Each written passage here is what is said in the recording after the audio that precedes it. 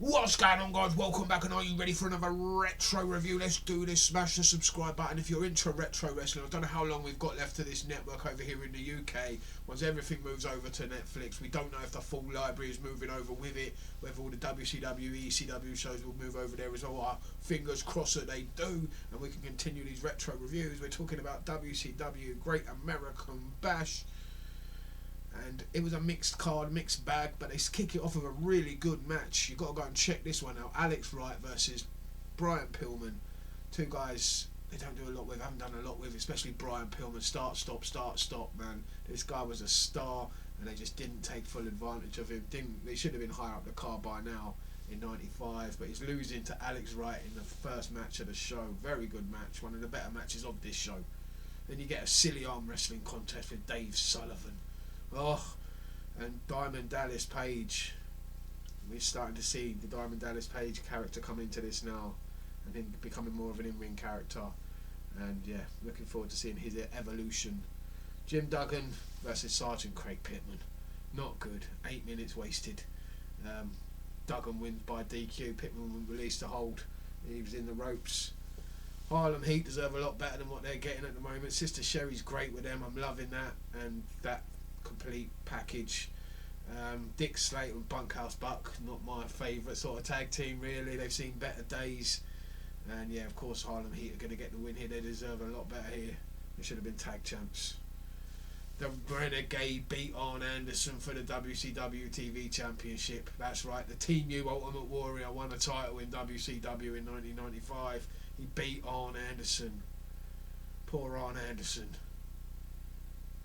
To lay down for this clown. The Nasty Boys had actually a decent tag match, to be honest with you, and it weren't because of them, it was because of who they were facing.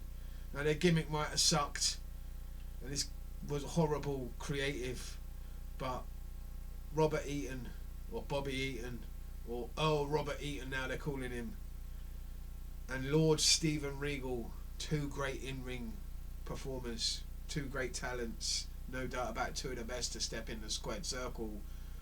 Bobby Eaton, in my opinion, is the best tag team wrestler of all time, right up there with the likes of Arn Anderson, in my opinion.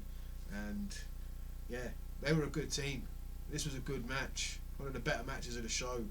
They took the Nasty Boys and said, "Here you go, let's have a good match," and they did have a good match, and it was a good match, and the Nasty Boys got out there as the winners.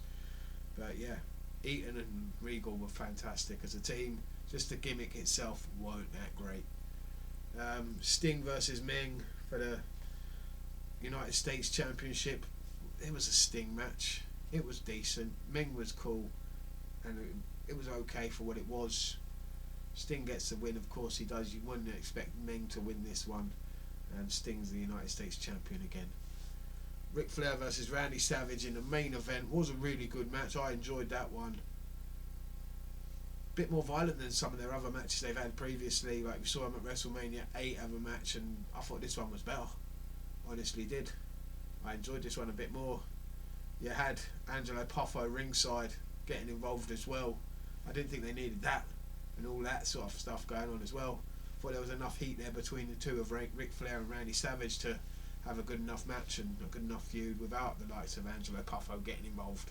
But he did, and his cane gets involved. Ric Flair hits Randy Savage with the cane, gets the win. The dirtiest player of the game, up to his old tricks again. This was a decent show, and there's no Hulk Hogan in sight, which was nice. So it was actually a good show. I did enjoy this one.